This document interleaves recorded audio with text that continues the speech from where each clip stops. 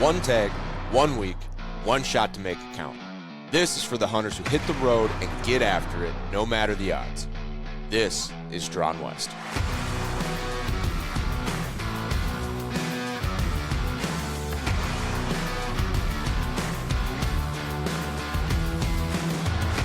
Welcome to another Go Hunt Bonus episode of the Drawn West podcast.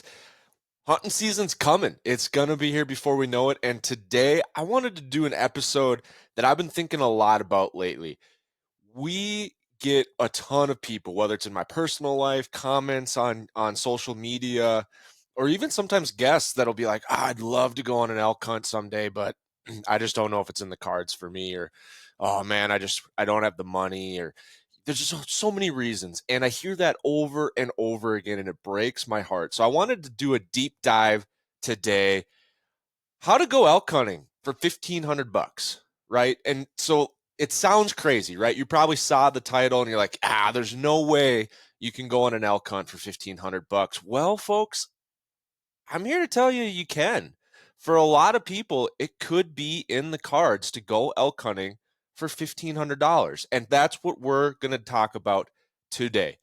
But before we do, if you're listening to this as we post it, August 8th, make sure you get entered to win our Matthews bow giveaway over at getdrawnwest.com. Later in the episode, we're going to give a code word for this week's bonus where you can get 20 extra entries.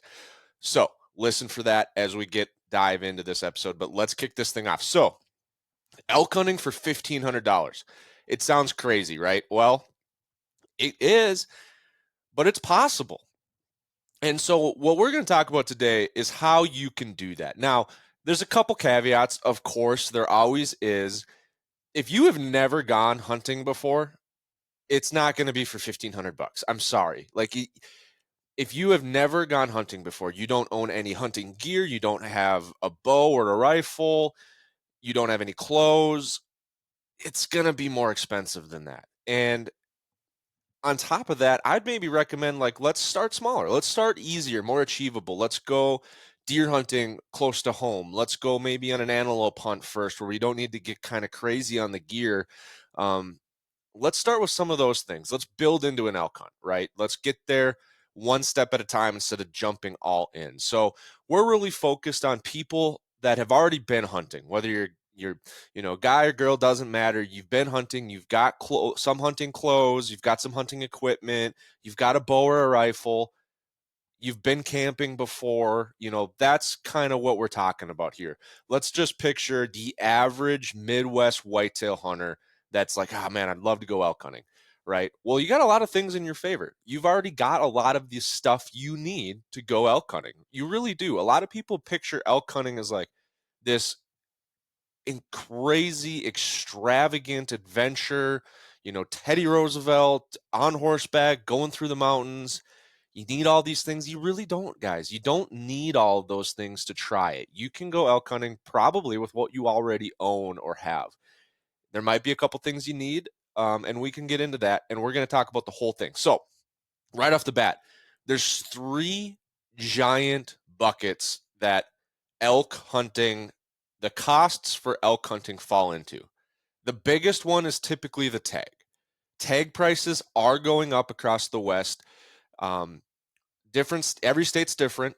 Every state's different in what they require to go elk hunting. So that can vary from, just an application fee to a full-on non-resident hunting license. So we're going to get into the tag prices, some couple different options for folks. Another big one is travel, gas. You probably don't live in an elk state if you're listening to this podcast. And so you got to get there. Typically we're always driving, right? If you live in Florida, this is going to look a little different. I mean, we can do the math for that too. But we got to make a couple assumptions at some point if we're going to get this podcast out. And so we just did a couple of quick things to kind of set the bar level, right? Like, we got to pick a place in the country that we're going to use as a reference point, but I'll throw in Florida too. Or should we do Georgia? Let's do Georgia. It's a little bit more representative of the area. So let's just say you live in let's just say Macone. What is that town? Sorry, folks, if anyone lives in Georgia. Let's pick a different Atlanta. Let's just pick Atlanta. So we'll throw this one in there as well. And we'll see a couple options when it comes to gas for this. I had everything prepped. I apologize. I had it all prepped for a couple of options, but not Atlanta. So let's add Atlanta to the mix. What do we got here? Oh, well, we already have something close enough, so we don't have to. Perfect. I got a couple options for us. So, no matter where you live in the country, we're going to talk about ways that you can do it. And so, travel is a big one, right, folks? Travel is going to be a big component of your way out there. And then the last component is lodging. Lodging can be what you make of it. You can do it for free. You can spend a ton of money on lodging. But those are the big three categories. For the trip itself, and you're probably thinking, Brian, you missed two. What kind of elk hunter are you? Because you can't even think of all the things you spend money on an elk hunt. Well, you're probably thinking food and gear, right? I didn't say food and gear. Here's why. Food, you got to eat no matter what you do in September. If you're elk hunting, you got to eat. If you're at home with the kids watching T-ball, you also got to eat. And so I don't count elk. I don't count food as a part of the budget. Do I have to pay for it? Yes. My brother pretty much does all of the shopping for our trips. He's really good at it. He has that list of things we need memorized, and so he usually goes, gets all the groceries, and we all split it up. Adds about $100 for 7 days. It just costs money to eat. It costs money to live, folks. Um, Food can be what you make of it, though. If you're picturing an elk hunt, eating 3 peak refuel meals or mountain house meals a day, that's going to add up a lot faster. Also, your toilet paper budget is going to get a lot higher as well if you're eating that much free, commercially produced freeze-dried meals. A lot of sodium in that stuff, folks, and if you're eating 3 a day, your stomach might not be on board for that plan. So the way we do food, we all bring a meal. We bring snacks. We bring our own snacks. We all bring a meal. There's a couple things you got to buy for like camp stuff, cereal, breakfast, cooking stuff. But we're doing a lot of our own meals. We're doing taco meat, brown some hamburger, throw in some taco mix, freeze that, put it in the cooler, get some tortillas, spaghetti. You can make spaghetti easy. It's dirt cheap. It's full of carbs. That's basically all you need on an elk hunt is carbs. Other pastas, you can do chicken Alfredo. You can somebody prepared goulash one year. We've done curry. We've done steaks. That takes a little bit longer to cook, FYI. So steaks maybe not the best thing if you're exhausted and you just want to go to sleep. Um, but bring normal food, sloppy joes, beef stew, chili, things you make at home. Just bring stuff you make at home, and it's going to be the same price it costs to eat at home. And so don't be going crazy. You're doing an elk hunt. You're already going to be uncomfortable. You're going to be low on sleep. You're going to be sore. Your macros are going to be all messed up. You're probably going to be dehydrated. The last thing you want to do is completely reverse your diet and introduce a ton of new foods that you're not used to. Your stomach is already going to have a rough week. Don't go and switch from, hey, I eat eggs and bacon and a sandwich for lunch, and then we have something for dinner, and then go straight to Mountain House for 3 meals a day, 7 days a week. You are going to have a rough experience. So eat what you bring, eat like you eat at home. Bring what you would eat at home, and you don't have to worry about the food. Yeah, you might have to pay a little bit more on a one purchase because you got to pay whoever's buying all the food at one time, but it's going to cost about the same. So I don't count food. I also budget for gear separately, right?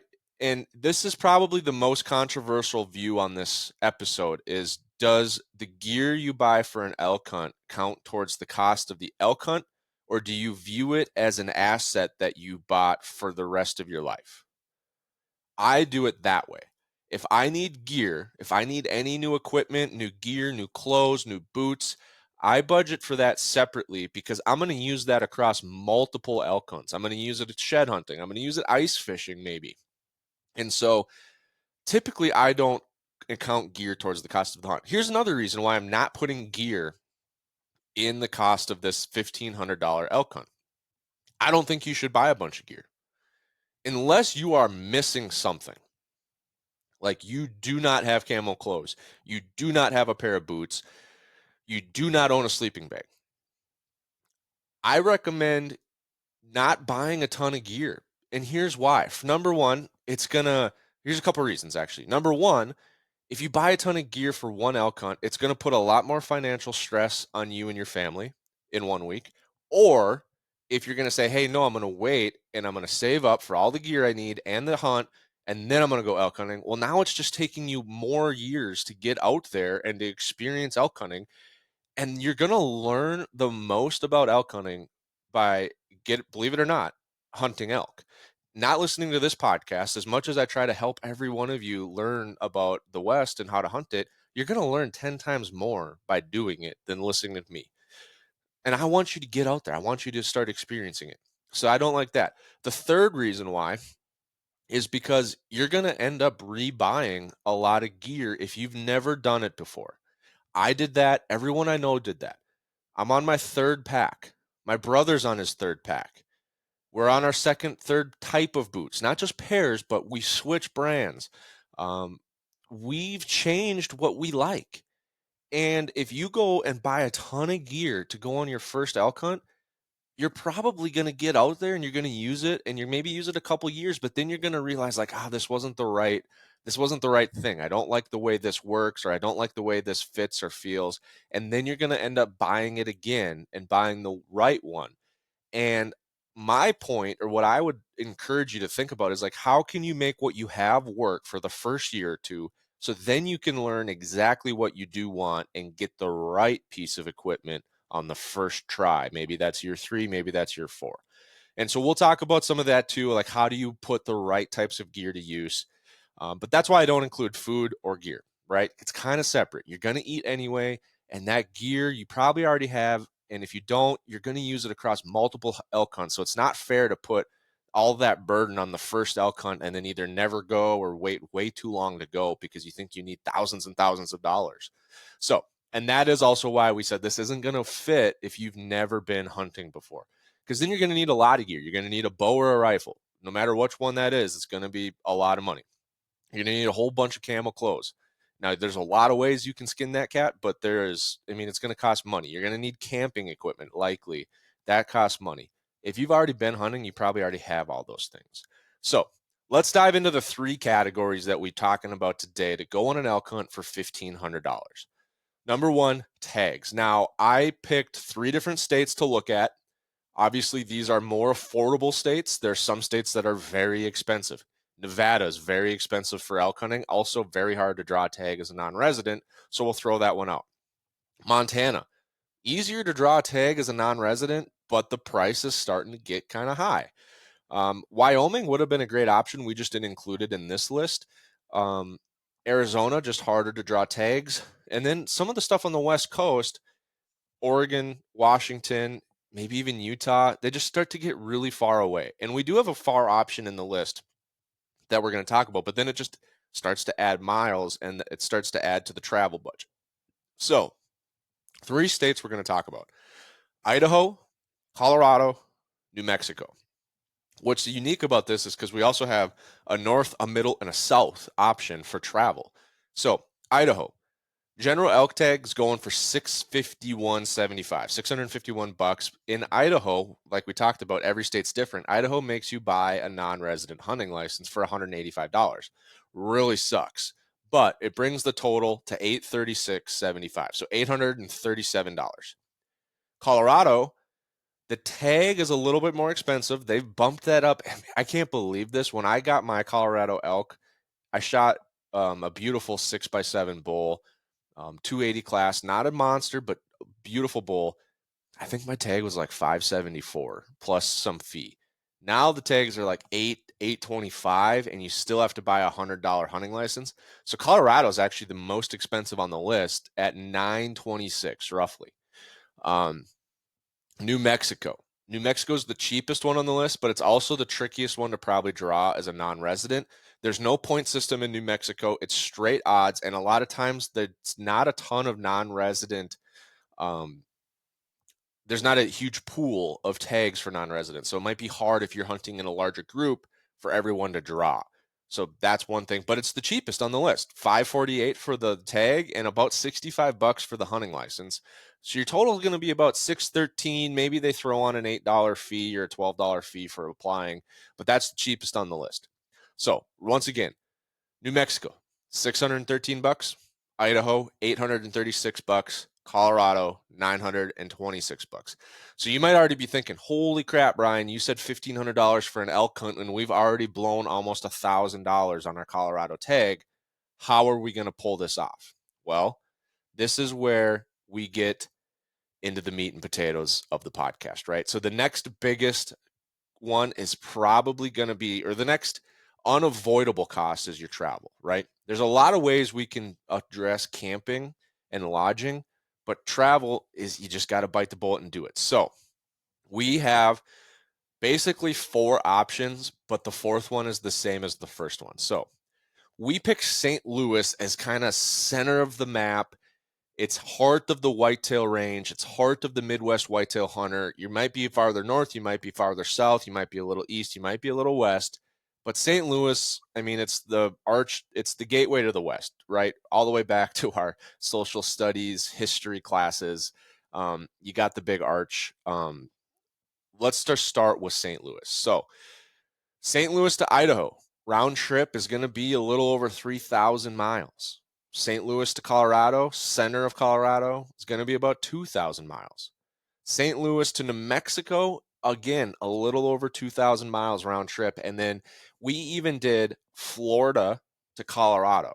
If you live in, we did Atlanta. Thanks for catching me on that.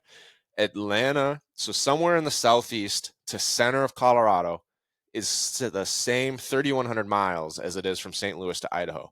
And that's a pretty important thing to keep in mind. Like if you live on the far East Coast, if you live in the deep Southeast, if you live way up Northeast, up in Maine, pick a state that's closer. Pick Colorado. Maybe you pick, if you're in Florida, maybe you pick New Mexico. It gets a little shorter as well. Keep that in mind, of course. Like you don't have to go to Idaho. Florida to Idaho is going to be a huge travel. It's also going to be the worst drive in the world. I can't imagine. It's probably 48 hours of driving. So there goes an extra 2 days of your elk hunt just trying to get to Idaho. So we got these miles, and somewhere between 2,000 and 3,200 miles. So we break this into two. There's a couple splits that happen when we talk travel, right? The first split is how many people are you putting in the truck? I am a huge fan of 4 people on an elk hunt. There's a couple reasons for that. 4 people fit really good in a pickup, in a crew cab pickup. You're probably bringing a pickup. If you're listening to this podcast and you're going on an elk hunt, or you're trying to go on an elk hunt, or you are a whitetail hunter or a duck hunter, you probably drive a pickup. So we're going to bring it. 4 people fit great in a pickup. You get to split the gas 4 ways. That's the dream.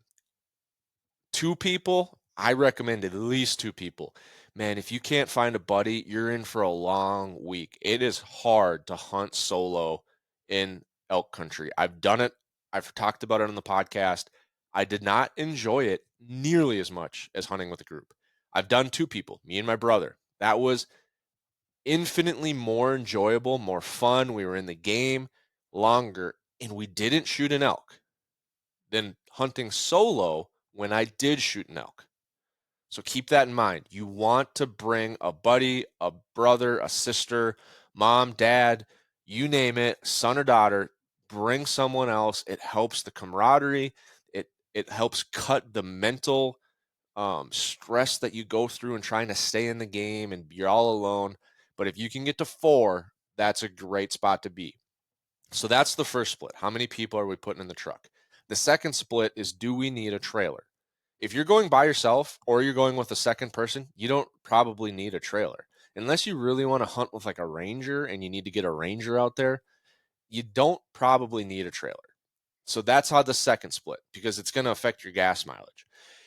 If you have 3 or 4 people, you probably do need a trailer. I don't know how you're going to get 4 people, all their hunting gear, camping gear, and have room to get 1, 2, maybe even 4 elk home without a trailer. So we split the gas mileage, right? It's either do you get 18 miles to the gallon on the highway or do you get 9 miles to the gallon on the highway? Just averages, folks. If you don't nitpick me on, oh, my truck only gets 17.5. Okay, well, just adjust the math a little bit. Or hey, we got a big trailer, we only get 7 miles to the gallon. Okay, adjust the math a little bit. But if you don't have a trailer and you're by yourself, which is worst case, it's going to cost you $500 in gas to go from St. Louis to Idaho or from Atlanta, Georgia to Aspen, Colorado, right? $500 in gas. That's just using averages, folks. Don't nitpick me. I know the price of gas goes up and down. I used $3 a gallon on average. Now, if you do have a trailer, it's going to double. That's why you don't want to bring a trailer if you're hunting by yourself, because you're going to have $1,000 in gas and the whole $1,500 elk hunt crumbles, right? So if you take 500 or 1,000 and you just start dividing it by how many people are in your truck, 500 turns into 250, turns into 172, turns into 129. If you put 4 people in a pickup and you don't have a trailer, you're going from St. Louis to Idaho for $130 round trip. Not that bad. If you need a trailer, you double it. Now you're at $260 a person to go from St. Louis to Idaho, 4 people in a truck with a trailer. That's how you work the math and you do the budget. So now you have a bunch of options. Which state are we going to? How many people are we bringing? It depends on how much gas you're going to have to pay for. The last one is lodging. And here's a couple of interesting things when it comes to lodging. You can take a few different routes here. So we're going to talk about tenting. We're going to talk about Airbnb, hotel. The other one that a lot of people don't talk about is the United States Forest Service cabin rentals. And we're going to get into that as well. So we've done all 3 of these things on our elk hunts, and it really goes pretty well. So here's the breakdown on lodging, right? If you're a hunter, you're an outdoorsman, you're a fisherman, you like to camp, you probably have a tent, you probably have a sleeping bag, maybe you have a cot, maybe you have an air pad. I don't know what you have, but you probably have something. Get started with that, especially on an archery elk hunt. Your 2-season tent is fine in September in Colorado. It's probably going to be, well, we just did it a couple years ago. It got down to maybe 40 at night. A little chilly, but bring a blanket and a sleeping bag and you'll be fine.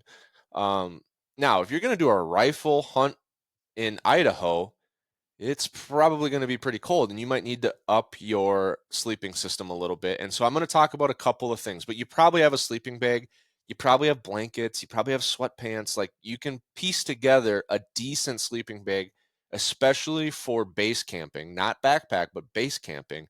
That'll get you through the week. So here's where we stand. By yourself. If you're by yourself, my number one way to camp by myself is a truck air mattress. Pittman Outdoors on Amazon sells an air mattress that fits in the back seat of my truck. I have one. I've used it many times.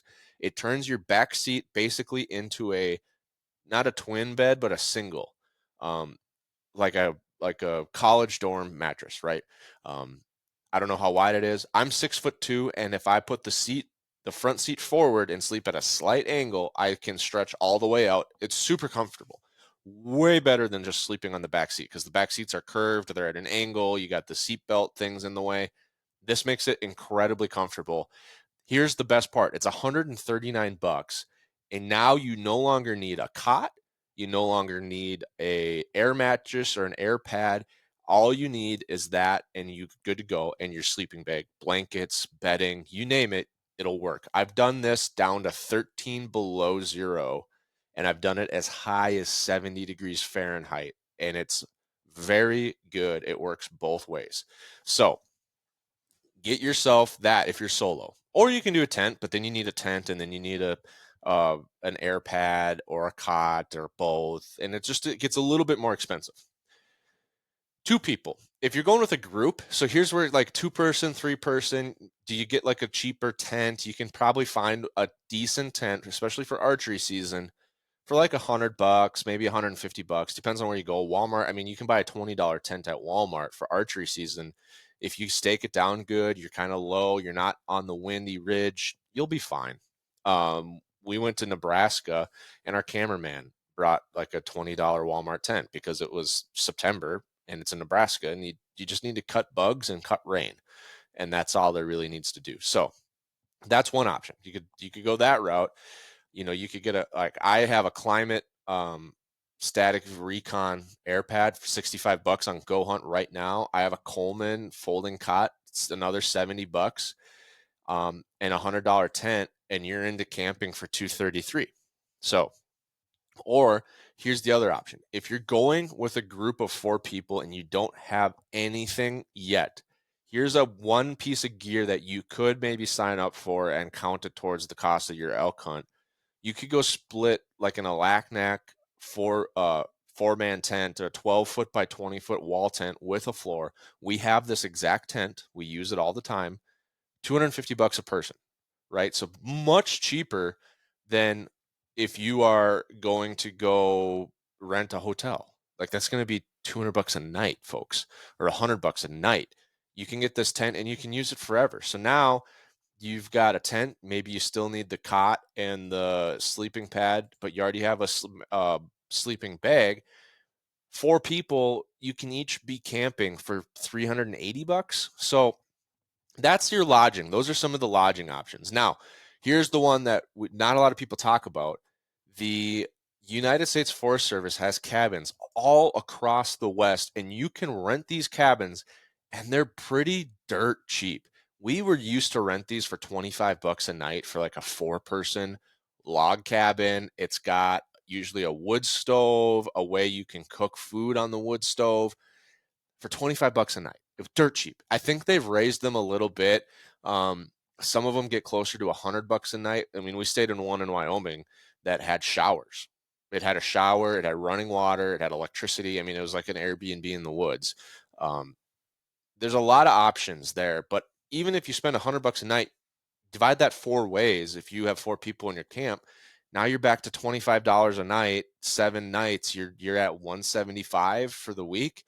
Not a bad way to go either. So lodging can be pretty cheap, but it can be expensive too. If you want to do an Airbnb house or a hotel, I mean, that could be you're back to hundreds of dollars. So if that's you, you're probably not concerned about a $1,500 elk hunt too much, are you? So piecing it all together, you're probably like, Brian, you threw out a ton of numbers. It sounds like a lot of money. What's my total bill? All right, here it is. Let's just say we're going to do Idaho, St. Louis to Idaho, right? You go St. Louis to Idaho. If you go by yourself, it's $1,350. Hey, folks, we mentioned at the beginning of this podcast that we were going to give away another code word this week for 20 bonus entries for our Matthews giveaway.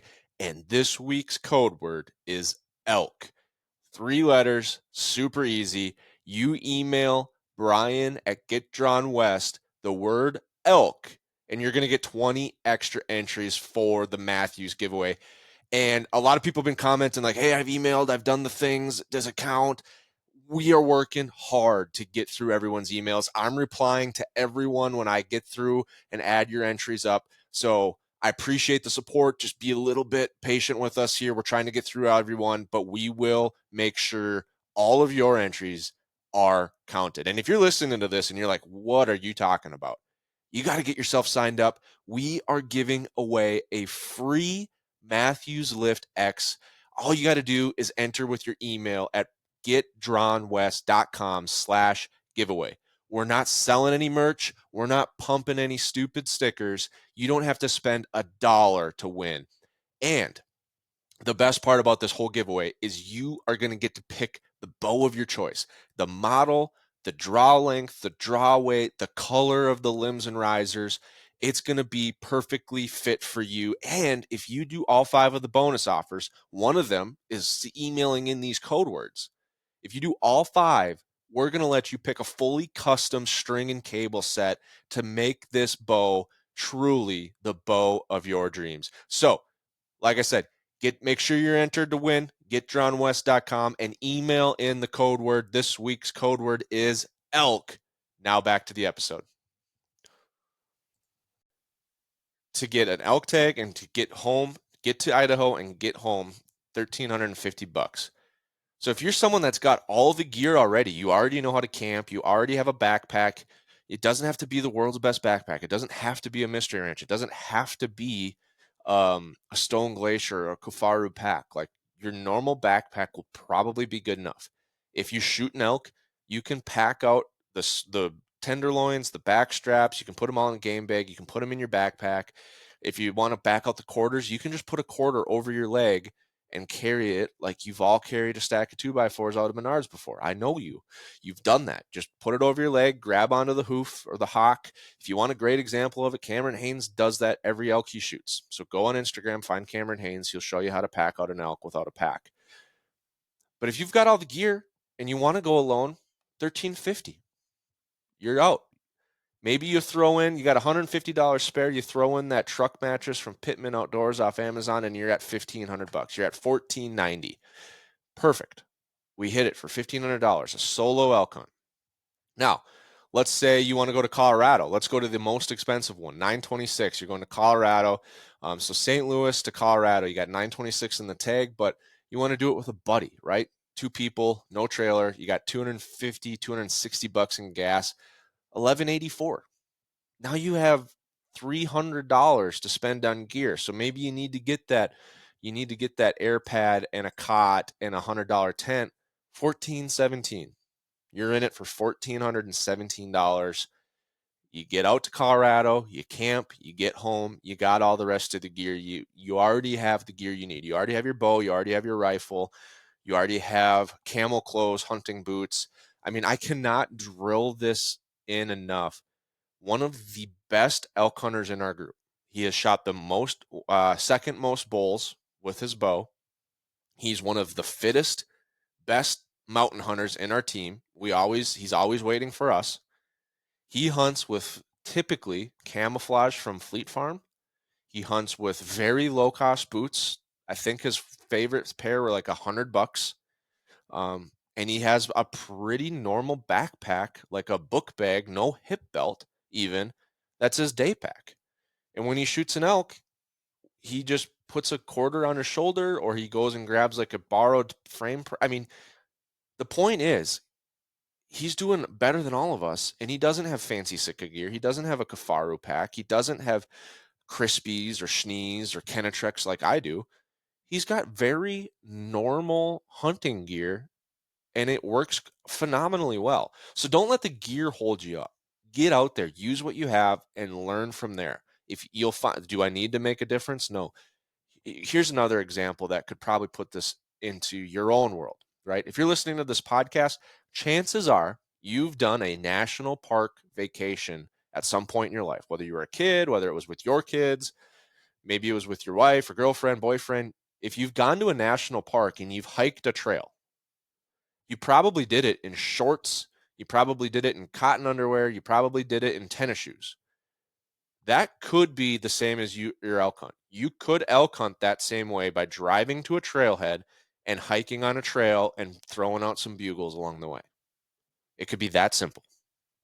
It doesn't have to be 10 miles into the backcountry collecting your own water and filtering your own water and eating out of freeze-dried meals. That doesn't have to be your first elk hunt. Maybe you get there. Maybe you go on your first elk hunt and next year you go a little deeper and a little deeper. But you can, if we've all done that, I mean, I've hiked in Costa Rica mountains, which were pretty steep.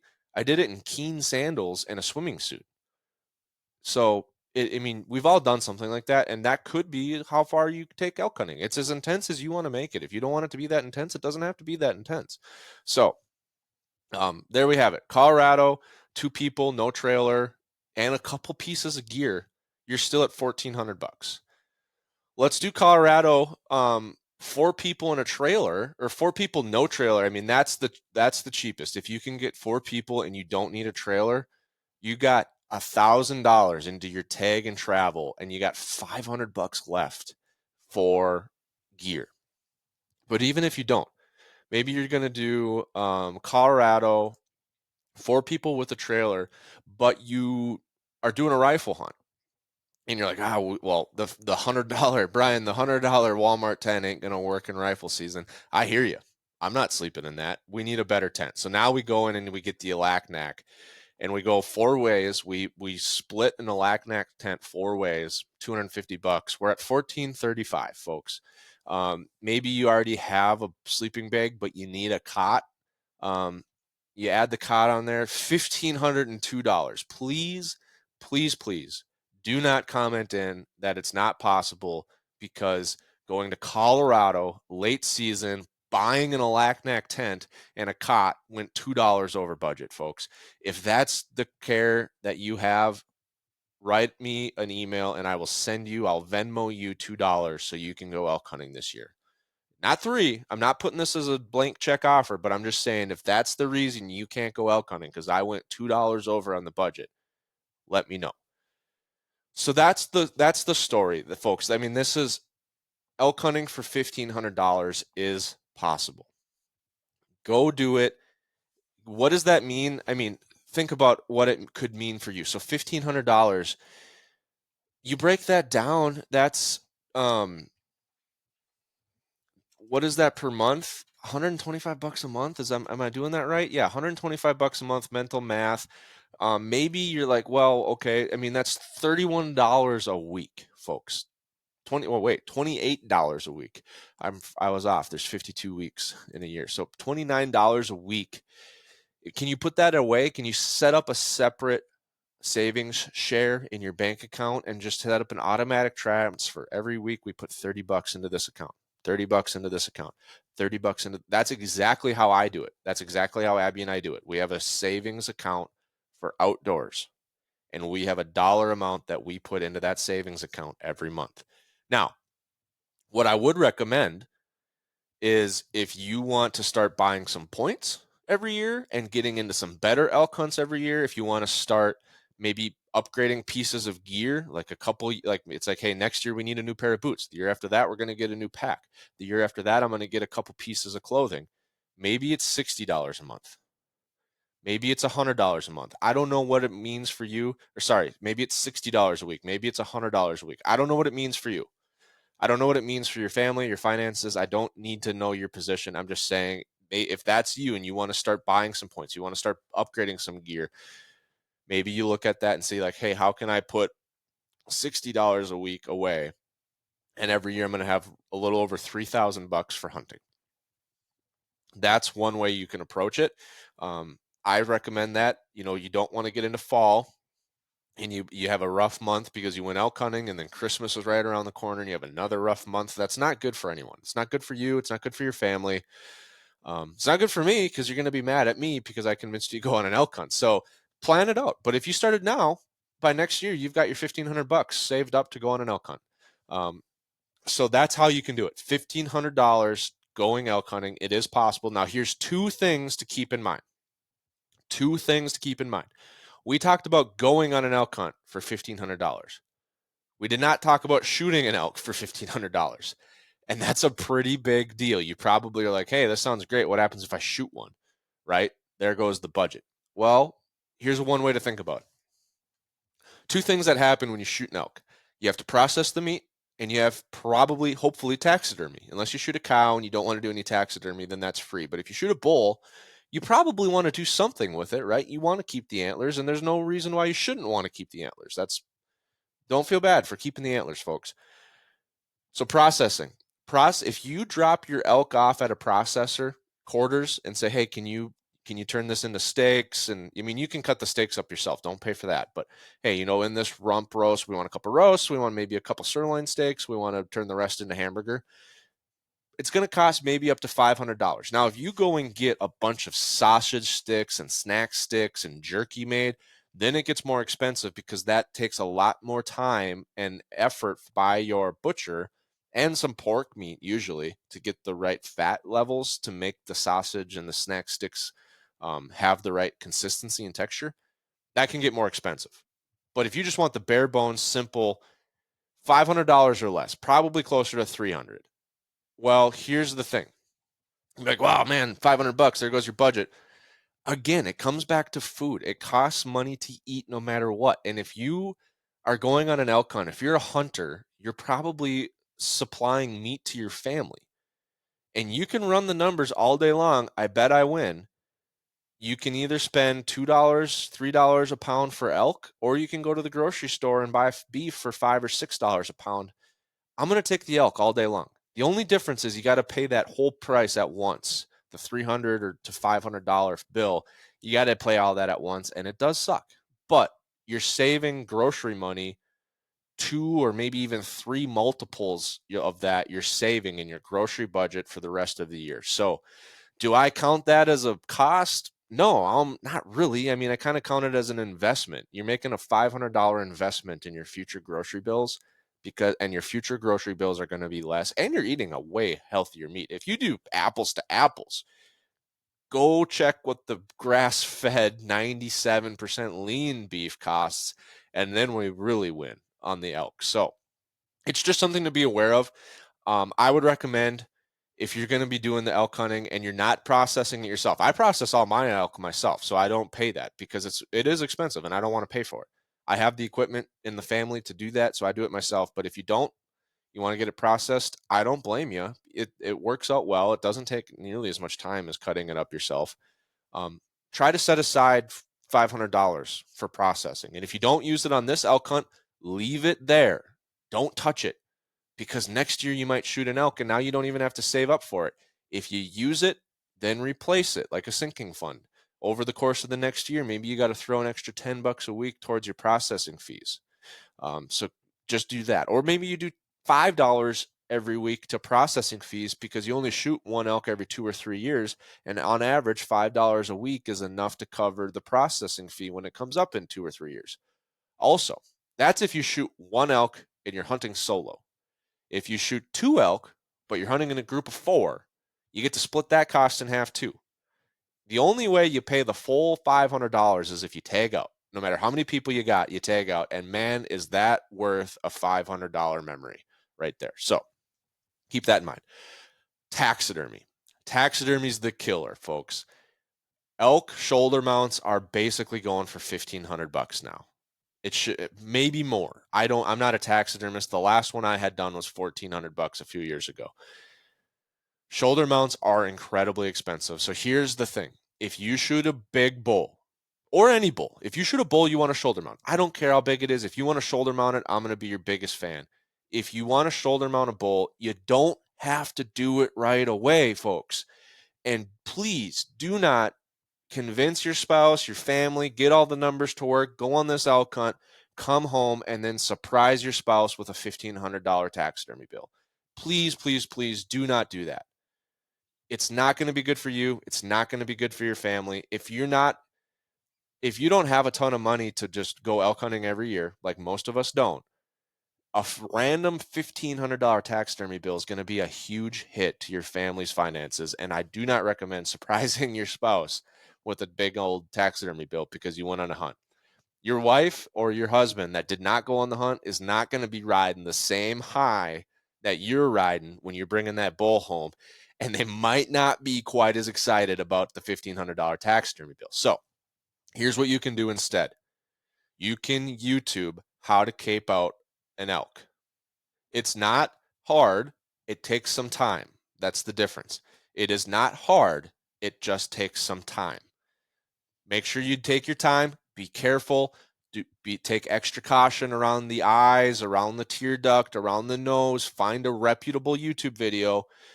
You can do that yourself. You can roll it up, fold the ears of the elk inside, roll nose to tail. You're not going to take the whole hide, obviously, but nose to shoulder. You can put that in a black garbage bag. You can freeze that for as long as you need. If you're going elk hunting, you got a chest freezer. Sorry. You can't fit an elk in your freezer drawer of your kitchen no matter what you do. So you need a chest freezer or an upright freezer. You probably already have it. You can borrow a buddy's freezer. You can freeze that hide as long as you need. I had an elk frozen in my freezer for 2 years, right?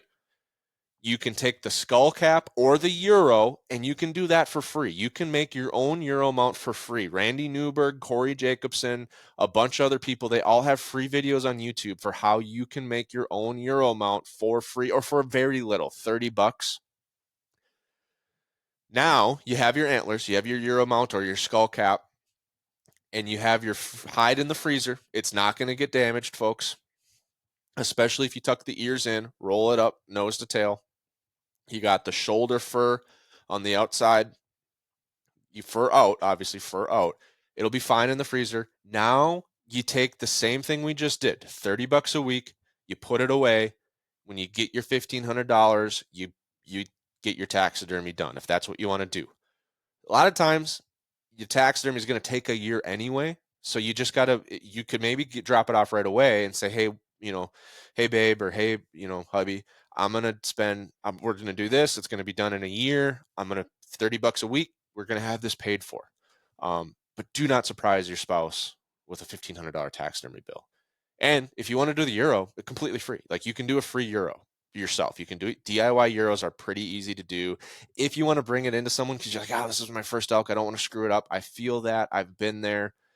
$250 probably for an elk Euro. Much more affordable than a shoulder mount, takes up less space. It's probably more wife approved, and you can go get the new Rack Hub RHEs if you want. And you can mount it on the wall. They're super badass. They just released this week. Here's one of them. I have it myself. You can take your Euro just like this, take your Rack Hub, flits in there right like that, and you're hanging your Euro on the wall anywhere you want. So super cool product. That's one thing you can do to put it up. Little plug for Rack Hub. But those are the two bonus things you want to keep in mind if you're going to be doing an elk hunt on a budget, because those are real expenses that come up if you shoot an elk and you want to be prepared for. Have a plan. But overall, elk hunting, $1,500. Yes, it is possible.